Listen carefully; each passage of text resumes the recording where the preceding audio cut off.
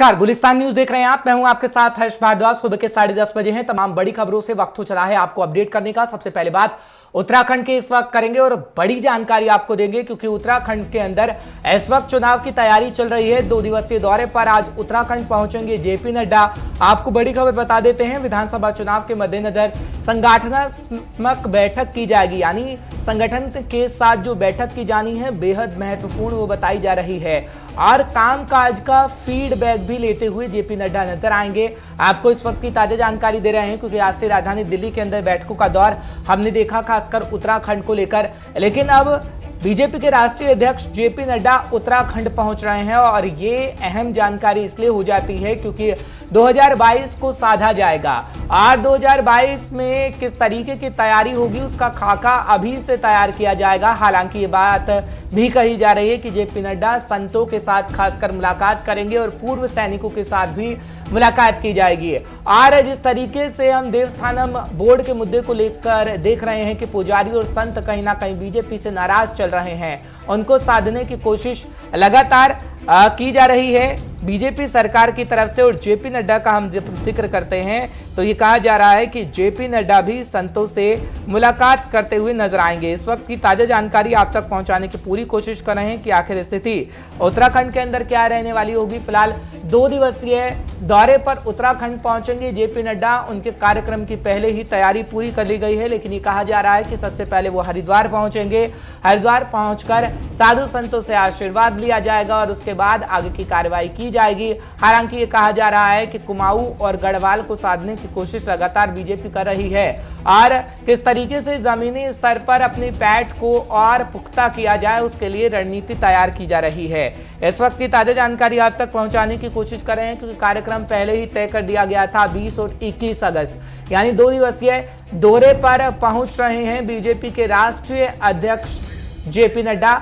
उनकी तैयारियों को लेकर क्या कुछ सरकार की तरफ से जानकारी दी गई है, सबसे पहले वो आपको सुनवाते हैं, उसके बाद सीधे अपने संवाददाता का रुख करें। तो स्टेट का दौरा पूर्व में नहीं हो पाया था, वो अब हो रहा है और छोटे राज्यों में 2 दिन का, बड़े राज्यों में 3 दिन का इस प्रकार का दौरा रहता है। तो हमारे यहाँ 2 दिन का दौरा होगा। इसमें हमने जो इवेंट्स तय किए हैं, इसमें हमने चाहे हमारे ब्लॉक प्रमुख हों, जिला पंचायत के अध्यक्ष हों, हमारे नगर पंचायत के अध्यक्ष हों, नगर पालिकाओं के अध्यक्ष हों या हमारे मेयर, हमारे विधायक हैं, हमारे सांसद हैं, हमारे प्रदेश के पदाधिकारी हैं, हमारे मोर्चों प्रकोष्ठ के अध्यक्ष हैं, महामंत्री हैं, ऐसे जितने जनप्रतिनिधि और संगठन से जुड़े हुए लोग हैं विभिन्न ग्रुपों में, उन सबके साथ राष्ट्रीय अध्यक्ष जी की बैठक ये हम लोगों ने तय की है। तो आपने सुना दरअसल कैसे कैसे कार्यक्रम रखे गए हैं। फिलहाल जेपी नड्डा का दौरा उत्तराखंड का है। हम अपने संवाददाता का रुख कर लेते हैं। नवीन शुक्ला इस वक्त हमारे साथ जुड़े हैं। नवीन, बहुत बहुत शुक्रिया हमारे साथ इस वक्त जुड़ने के लिए। नवीन, क्या स्थिति आज उत्तराखंड के अंदर खासकर बीजेपी के लिहाज से रहने वाली है, क्योंकि कार्यक्रम की तैयारी पूरा ब्यौरा पहले ही बीजेपी सरकार बता चुकी है उत्तराखंड के अंदर कि नड्डा साहब आ रहे हैं, तो कौन कौन से कार्यक्रम होंगे, कौन सी रेखा अब तैयार की गई है और कहां कहां पहुंच रहे हैं खासकर उत्तराखंड के अंदर जेपी नड्डा साहब। दोबारा हम जुड़ेंगे नवीन के पास। फिलहाल आपको जानकारी उस वक्त की दे रहे हैं कि जेपी नड्डा सबसे पहले हरिद्वार का रुख करेंगे और कहा जा रहा है कि संतों से मुलाकात खासकर की जाएगी और उसके बाद उत्तराखंड को कैसे विकास की और अग्रसर करना है उसको लेकर भी बातचीत की जानी है। आपको जानकारी दे रहे हैं नवीन, एक बार फिर हमारे साथ जुड़ रहे हैं। नवीन, मेरी आवाज आप तक पहुंच रही है? जी जी जी। नवीन, कैसे रणनीति को धार दिया जाएगा उत्तराखंड के अंदर जब जेपी नड्डा साहब की मौजूदगी आज हम देखेंगे? जी हर्ष, निश्चित तौर पर लगातार जो बीजेपी की तरफ से बैठकों का दौर जारी था, अब राष्ट्रीय अध्यक्ष उत्तराखंड पहुंच रहे हैं, तो कहीं ना कहीं कार्यकर्ताओं में खुशी का माहौल जरूर है। लगातार बैठकों का दौर जारी था। इसके साथ ही तमाम सारी व्यवस्थाओं को दुरुस्त किया जा रहा था। बीजेपी कार्यकर्ताओं को अहम जिम्मेदारी दी गई थी। 2022 का चुनाव है, इसको लेकर रणनीति बनाई गई है। पूरी रणनीति के तहत किस तरीके से जो वोटर हैं उनको साधा जाए, किस तरीके से अपने पक्ष में वोट किया जाए और तमाम सारी जो व्यवस्थाएं हैं उसे दुरुस्त करने का काम बीजेपी की तरफ से किया जा रहा था। इसके साथ ही अब जब राष्ट्रीय अध्यक्ष पहुंच रहे हैं तो कहीं ना कहीं कार्यकर्ताओं में उत्साह का माहौल है। कार्यकर्ता उनके स्वागत के लिए खड़े हुए हैं जॉली ग्रांट एयरपोर्ट में। अब से कुछ ही देर में वो पहुंच रहे हैं। इसके साथ ही तमाम सारे जो पदाधिकारी हैं वो अभी वहां पर मौजूद रहेंगे और उनका जो करीब 11 कार्यक्रम लगे हुए हैं, 11 कार्यक्रमों में शिरकत करेंगे। जो छिद्रवाला और तमाम सारी जगह हैं वहां पर जाएंगे। इसके साथ ही हरिद्वार जाने का भी कार्यक्रम रखा गया है। तो तमाम सारी रणनीति के तहत कार्य किए जा रहे हैं और कार्यकर्ताओं को अहम जिम्मेदारी दी गई है कि राष्ट्रीय अध्यक्ष का स्वागत किस तरीके से किया जाए। इसके साथ ही अगर बता दें, गढ़वाल और कुमाऊं मंडल को साधने की बात भी की जा रही है, क्योंकि अब समय काफी कम बचा हुआ है। लगातार बैठकों का दौर जारी है। गढ़वाल के जो वोटर हैं और कुमाऊं के वोटर हैं उसे अपने पक्ष में कैसे किया जाए, इसको लेकर भी अब तमाम सारी व्यवस्थाएं की जा रही हैं। लोगों से मिला जा रहा है, बैठकें की जा रही है। तो बीजेपी की तरफ से पूरी तैयारी की गई है और आज राष्ट्रीय अध्यक्ष उत्तराखंड पहुंचे हैं, तो कहीं ना कहीं उनका जो दौरा है काफी अहम माना जा रहा है। ठीक है, लेकिन ये कहा जा रहा है कि सबसे पहले कुमाऊं रीजन से मुलाकात की जाएगी, जब साधु संतों से मुलाकात करेंगे। हरिद्वार में पहले जाएंगे। साधु संतों की नाराजगी भी कहीं ना कहीं देवस्थानम बोर्ड को लेकर हम देख रहे हैं और उत्तराखंड की राजनीति में हमेशा से देखा जाता है कि पूर्व सैनिकों को साधने की भी कोशिश की जाती है, उनसे भी मुलाकात हो रही है। तो ये जो तीन बातें हैं, कुमाऊं, गढ़वाल, पूर्व सैनिक और खासकर साधु संत, कितना साधने की कोशिश बीजेपी कर रही है? जी, निश्चित तौर पर बीजेपी का साफ तौर पर यही कहना है कि हम सबको साथ में लेकर, सबका साथ सबका विकास की राजनीति करते हैं, सबको साथ में लेकर चलेंगे। चाहे साधु संतों की बात की जाए या फिर सैनिक परिवारों की बात की जाए या फिर देवस्थानम बोर्ड की बात की जाए, तो साफ तौर पर बीजेपी का यही कहना है कि जो भी हम कार्य करते हैं वो सबको साथ में लेकर करते हैं और इसके साथ ही लोगों की राय लेकर चलते हैं। तभी आज बीजेपी उत्तराखंड में इतनी भारी बहुमत से सरकार में है। तो साफ तौर पर बीजेपी का यही कहना है कि सभी को साथ लेकर चलना है। साथ में जो अगर सैनिक परिवारों की बात की जाए तो जो उत्तराखंड में भारी तादाद में सैनिक परिवार रहते हैं, उनसे भी राय मशवरा लिया जाता है। तो कहीं ना कहीं बीजेपी की तरफ से जो ये साफ तौर पर कहा गया है कि हम सैनिकों के साथ में हैं और सैनिक परिवार हमारे साथ में है, तो बीजेपी की राजनीति सफल भी रहती है, क्योंकि सैनिक परिवारों का वोटर एक बड़ा वोटर होता है। वह सैनिक परिवार वोटर बीजेपी का है, वो साफ तौर पर बीजेपी का यही कहना है। इसके साथ ही अगर कुमाऊं रीजन की बात की जाए तो कहीं ना कहीं कुमाऊं रीजन में भी सैनिक परिवार रहते हैं और क्षेत्रीय राजनीति की बात करें तो क्षेत्रीय लोगों को साधने का प्रयास जरूर किया जाता है, ग्रामीण क्षेत्रों को साधने का प्रयास जरूर किया जाता है बीजेपी। ठीक है नवीन, बहुत बहुत शुक्रिया तमाम जानकारी पहुंचाने के लिए, दर्शकों को अपडेट रखने के लिए। फिलहाल बढ़ते हैं आगे, बात उत्तराखंड की करेंगे, क्योंकि कल हमने आपको जानकारी दी कल कि भविष्यवाणी मौसम विभाग की तरफ से की जा रही है कि अगले 24 घंटे बेहद अहम हो सकते हैं। वैसा ही हुआ है और उत्तराखंड में भारी बारिश इस वक्त भी हो रही है।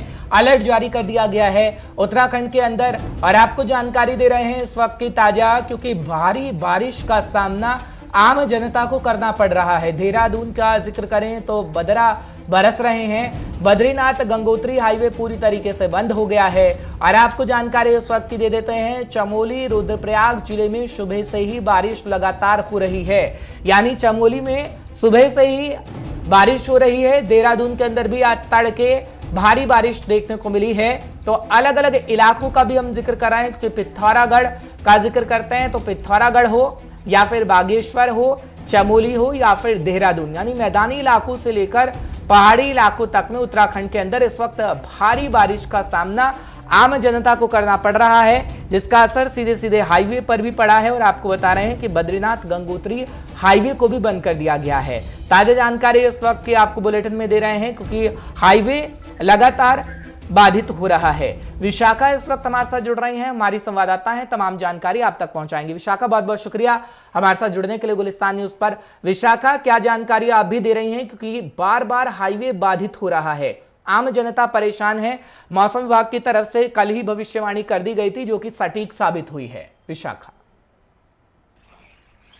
जी बिल्कुल हर्ष, जिस तरीके से उत्तराखंड में लगातार भारी बारिश देखने को मिल रही है और बीती रात से राजधानी देहरादून में भी एक तरीके से अब तक की हम कह सकते हैं कि सबसे मूसलाधार बारिश हो रही है और लगातार बारिश हो रही है पिछले लगभग 12 से 13 घंटे से राजधानी देहरादून में। बात करें पहाड़ी जिलों की तो रुद्रप्रयाग, चमोली, बागेश्वर से लेकर रुद्रपुर तक जो भारी बारिश है राज्य में वो देखने के लिए मिल रही है। और अगर हाईवे की बात करते हैं तो जाहिर तौर पर बद्रीनाथ और ऋषिकेश को जोड़ता हुआ जो हाईवे है वो पूरी तरीके से बाधित है। कुछ लोगों के वहां पर फंसे होने की जो खबर है वो भी आई है।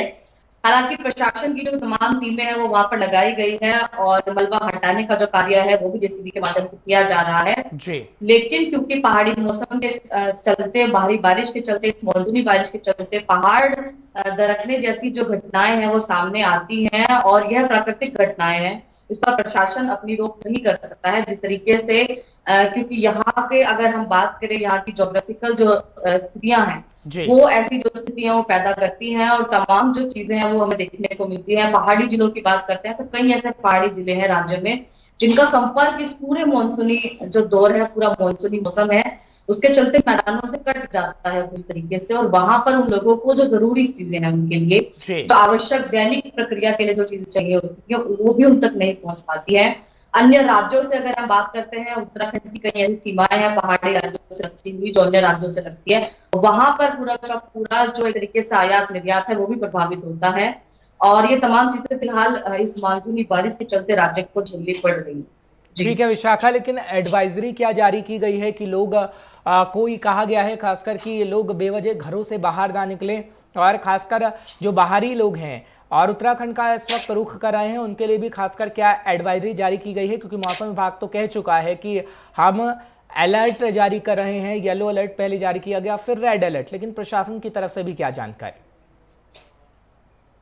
जी बिल्कुल, हर जिस तरीके से लगातार मौसम विभाग की तरफ से और जो पर्यटन जो एक तरीके से वेबसाइट्स है राज्य की, उन पर यह खबर पहले से अपलोड की गई है, यह चेतावनी जारी करी गई है कि ये जगह ऐसी है कुछ पर्यटक स्थल को लेकर जाहिर तौर पर और बिल्कुल करेक्ट तरीके से वहां पर ये जानकारी उपलब्ध कराई गई है कि इन जगहों पर जाना भी खतरनाक है, डेंजर हो सकता है और क्योंकि उत्तराखंड में मानसूनी बारिश के चलते कई जो जगह है वहां पर कई रास्ते जो है वो बंद हैं, तो जाहिर तौर पर यदि पर्यटक राज्य में पहुंच रहे हैं तो उनको वेबसाइट चेक करके और तमाम जो मौसम को लेकर और हाईवे को लेकर खास तौर पर जो चेतावनी जो प्रशासन की तरफ उपलब्ध कराई जाती है, जो सूचना उपलब्ध कराई जाती है, उसको पूरी तरीके से जानकारी लेते हुए ही राज्य में एंट्री करनी चाहिए या ऐसे पहाड़ी जिलों का रुख करना चाहिए जहां पर ये तमाम जो घटनाएं हैं एक तरीके से वो देखने के लिए मिलती है। बहुत बहुत शुक्रिया विशाखा, तमाम जानकारी पहुंचाने के लिए, दर्शकों को अपडेट रखने के लिए कि स्थिति आखिर क्या है उत्तराखंड की, खासकर जो हम बता रहे हैं। हालांकि चमोली का जिक्र करें तो चमोली के अंदर भी हालात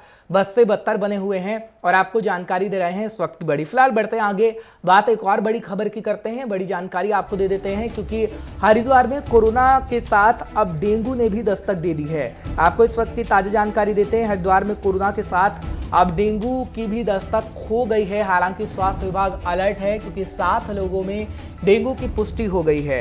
इस वक्त की ताजा जानकारी आप तक पहुंचाने की कोशिश करें। मलेरिया विभाग ने लोगों को जागरूक करने का काम भी कर दिया है और ये कहा जा रहा है कि डेंगू का लार्वा नष्ट करने के लिए बड़ा अभियान चलाया जा रहा है और बड़े अभियान की शुरुआत भी कर दी गई है। इस वक्त की बड़ी खबर, बड़ी जानकारी आप तक पहुंचाने की कोशिश कर रहे हैं क्योंकि अगर बात करें हम उन लोगों की जिन 7 लोगों में डेंगू की पुष्टि हुई है तो ये कहा जा रहा है कि ये संख्या और भी बढ़ सकती है। फिलहाल पता लगाने की लगातार कोशिश की जा रही है क्योंकि हर एक हॉस्पिटल में अभी कहा जा रहा है कि डेंगू के मरीज सामने आ रहे हैं क्योंकि लगातार भारी बारिश का सामना आम जनता को करना पड़ रहा है और इस वक्त में हम देख रहे हैं कि संचारी रोग भी ज़्यादातर लोगों को सता रहे हैं और उसी में से एक है डेंगू। क्योंकि डेंगू और मलेरिया का जिक्र करते हैं तो इस मौसम में डेंगू और मलेरिया लगातार हावी रहता है लोगों पर और इसी को लेकर जागरूकता फैलाने का काम उत्तराखंड की सरकार कर रही है ताकि डेंगू का लार्वा नष्ट किया जा सके और उस अभियान को लेकर ये सरकार कह रही है कि उस अभियान में लगातार हम तेजी ला रहे हैं और आगे आने वाले समय में डेंगू को बेहद कम किया जा सकेगा। हालांकि कोरोना काल हमने देखा कि किस तरीके से कोरोना ने लोगों को प्रभावित किया है, लेकिन डेंगू का जिक्र करते हैं तो डेंगू ने भी दस्तक अब उत्तराखंड के अंदर दे दी है। हालांकि मलेरिया का अभी कोई भी मरीज सामने नहीं आया है, लेकिन डेंगू के मरीजों की पुष्टि हो गई है और 7 मरीज बताए जाते हैं कि इस वक्त अस्पताल में है। अलग अलग अस्पतालों का जिक्र करते हैं कि ऋषिकेश एम्स में भी ये कहा जा रहा है कि डेंगू का मरीज पहुंच चुका है। फिलहाल बड़ी खबर और बड़ी जानकारी आप तक पहुंचाने की कोशिश कर रहे हैं। कि हालात क्या है। संचित इस वक्त हमारे साथ जुड़ रहे हैं, हमारे संवाददाता हैं, तमाम जानकारी आप तक पहुंचाएंगे। संचित बहुत बहुत शुक्रिया इस वक्त गुलिस्तान न्यूज में हमारे साथ जुड़ने के लिए। संचित, क्या हालात हैं? 7 मरीज तकरीबन पाए जाते हैं डेंगू के, क्योंकि मौसम बदल रहा है और इस मौसम में संचारी रोग हम देखते हैं खासकर उत्तराखंड के अंदर। डेंगू को लेकर किस तरीके का जागरूकता अभियान सरकार चला रही है? संचित मैं आपको बता दूं कि जिस तरीके की अगर मौसम की बात करें तो फिलहाल आप देखिए कि जिस तरीके से लगातार बारिश उत्तराखंड के अंदर हो रही है। हालांकि कुछ दिन से बारिश थोड़ी थमी हुई थी, लेकिन आज फिर आप मेरे पीछे देखेंगे तो बारिश लगातार हो रही है। तो इससे तो जल भराव की समस्या होती है और जल भराव की समस्या को लेकर के जिसका मुख्य रूप मुख्य तरीके से नगर निगम भी उसका कहीं ना कहीं जिम्मेदार होता है नालियों को खोलने में।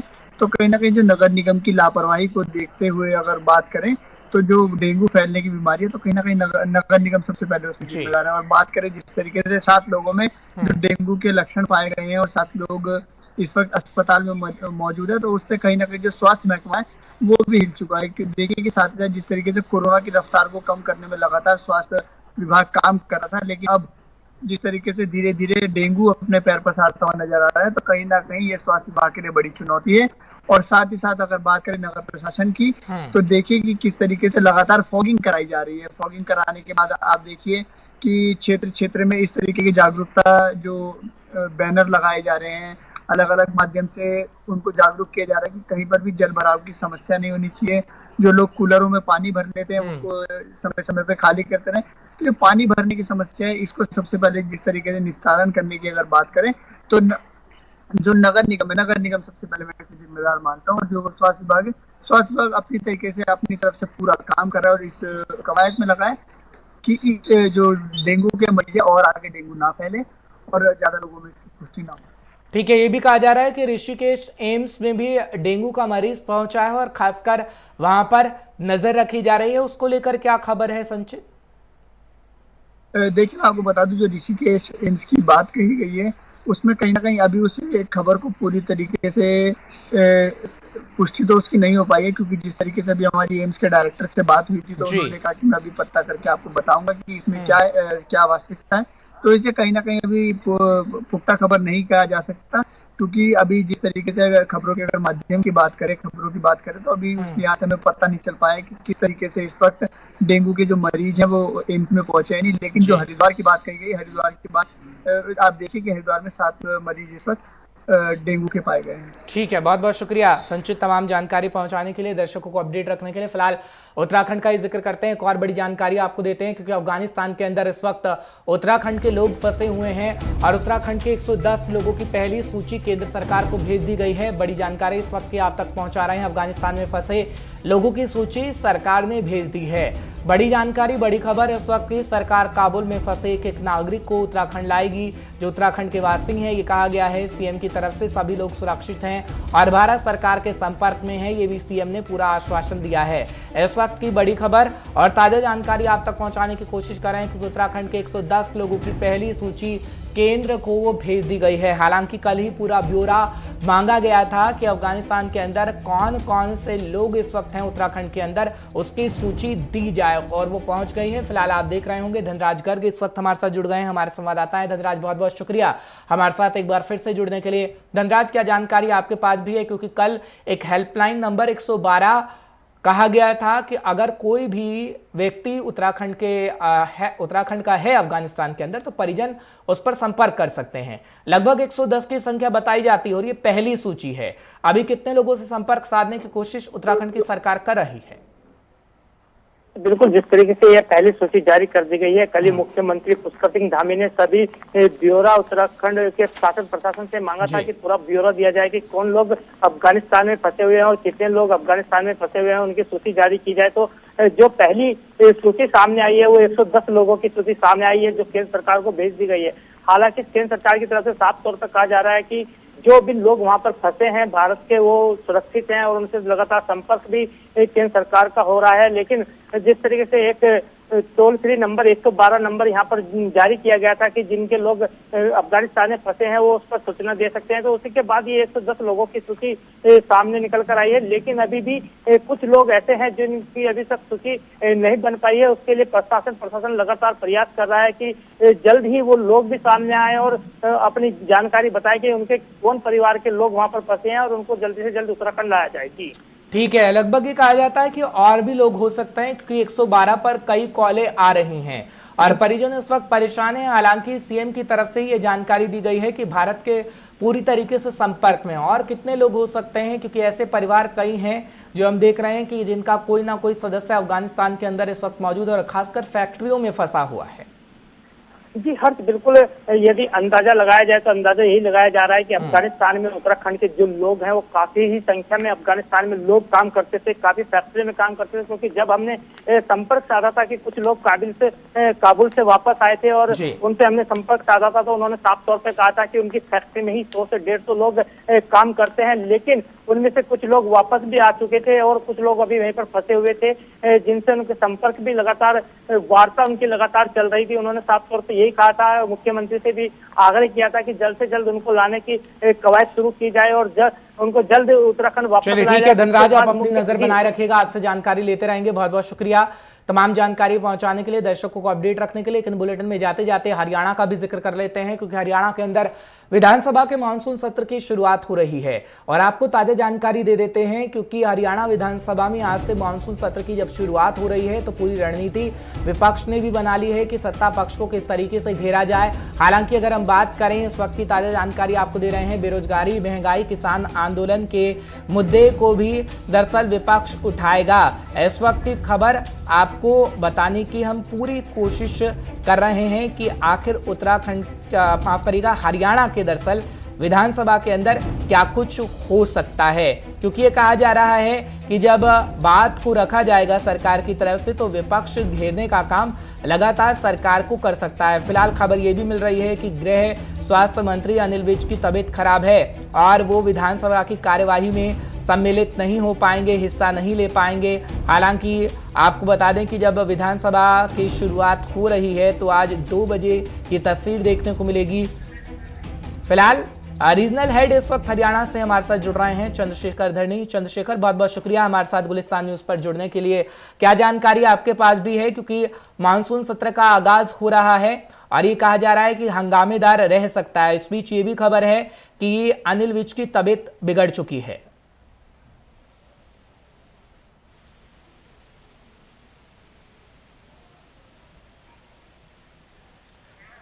चंद्रशेखर, क्या मेरी आवाज आपको मिल रही है? तो शायद संपर्क नहीं हो पा रहा है, हम कोशिश करेंगे चंद्रशेखर से एक बार फिर जुड़ने की। फिलहाल आपको बता रहे हैं कि हरियाणा का विधानसभा की शुरुआत जब हो रही है, विधानसभा के मानसून सत्र की शुरुआत हो रही है तो उसमें जोरदार हंगामा आपको देखने को मिल सकता है क्योंकि ये कहा जा रहा है कि आज जब सत्र का आगाज हो रहा है तो ये दोपहर 2 बजे शुरू होगा और 11 बजे तकरीबन कहा जाता है कि सलाहकार समिति की बैठक तय हुई है और बैठक के बाद माननीय विधानसभा अध्यक्ष सेक्टर 3 में हरियाणा निवास स्थित प्रेस गैलरी में पत्रकारों को ब्रीफ भी करेंगे। एक बार फिर इस वक्त हमारे साथ जुड़ रहे हैं रीजनल हेड हमारे साथ चंद्रशेखर धरनी। चंद्रशेखर, बहुत बहुत शुक्रिया गुलिस्तान न्यूज पर जुड़ने के लिए। क्या जानकारी आपके पास भी है क्योंकि विधानसभा के मानसून सत्र का आगाज हो रहा है और इस बीच ये भी खबर मिल रही है कि अनिल विज की तबीयत भी खराब हो गई है। बिल्कुल हर्ष, देखिए जो हरियाणा के गृह व स्वास्थ्य मंत्री अनिल विज, उनका स्वास्थ्य ठीक नहीं है। उनका ऑक्सीजन लेवल जो है 90 के आसपास चल रहा है, ऑक्सीजन उन्हें कंटिन्यू लगी हुई है और वो डॉक्टरों की सलाह पर इस वक्त अम्बाला में अपने निवास स्थान पर ही है। जो 6 बार वो विधायक बने, आज तक पहली बार ऐसा हुआ कि जबकि उन्होंने किसी भी सत्र के अंदर एप्लीकेशन भेजी हो यानी अवकाश लिया हो, नहीं तो रेगुलर वो अटेंड करते रहे। चाहे विपक्ष के में जब बीजेपी होती थी 2 MLA थे या 4 MLA रहे तो उस स्थितियों में भी अनिल विज ने हमेशा सेशन अटेंड किए हैं। आज विधानसभा का मानसून सत्र दोपहर 2 बजे प्रारंभ होगा। बिजनेस एडवाइजरी कमेटी की मीटिंग 11 बजे है, जैसा आपने अभी जिक्र किया। इसके बाद 11:30 बजे हरियाणा विधानसभा अध्यक्ष जो है ज्ञानचंद गुप्ता, वो इस मामले में ब्रीफ करेंगे कि विधानसभा ठीक है सेशन कितना चंद्रशेखर, लेकिन इस बीच ये भी खबर आ रही है कि पेपर लीक का मामला भी तूल पकड़ता जा रहा है और विधानसभा के अंदर भी इस मामले को लेकर आवाजें उठ सकती हैं। फिलहाल हरियाणा के गृह मंत्री ने सीबीआई जांच के आदेश भी दे दिए हैं। बिल्कुल हर्ष, देखिए हरियाणा के जो गृह मंत्री है उन्होंने मुख्यमंत्री को पत्र लिखा है, ये मांग की है उन्होंने मुख्यमंत्री से कि ये जो पेपर लीकेज का मामला है इस मामले में सीबीआई को कार्रवाई के लिए लिखना चाहिए सरकार को। सीबीआई इस मामले में मुकदमा दर्ज करे और कार्रवाई करे। निसंदेह आज सेशन है तो कांग्रेस क्योंकि विपक्ष में प्रमुख रूप से है, इनेलो का एक भी विधायक इस बार सदन में नहीं है। ये दूसरा सेशन ऐसा है जब इनेलो का कोई भी विधायक इसमें मौजूद नहीं है। इसमें कांग्रेस के द्वारा जो है पेपर लीकेज के मामले कहीं ना कहीं हंगामा किया जा सकता है। ठीक है चंद्रशेखर, बहुत बहुत शुक्रिया, आप अपनी नजर बनाए रखिएगा, हम आपसे समय समय पर जानकारी लेते रहेंगे। फिलहाल आपको बुलेटिन में पूरी जानकारी दे रहे थे हर एक राज्य की। फिलहाल एक ब्रेक का वक्त हो चला है, ब्रेक के उस पार खबरों का सिलसिला बरकरार है।